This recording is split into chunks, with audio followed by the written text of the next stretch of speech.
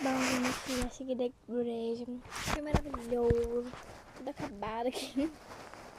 E olha o que me esperava na geladeira. Um drink totalmente sem álcool. Sem álcool. E zero, sem açúcar. Isso aqui é melancia. A única coisa que tem duas coisas de doce. Tem uma coisa de doce, que é leite condensado, porque não tem como fazer drink sem leite condensado, né? Mas é leite condensado, melancia, gelo e 3 colherzinhas de água. Minha mãe que fez pra minha dela, porque ela fez um drink pra ela com álcool. Quantidade de zero ela fez pra ela. E pra mim de melancia.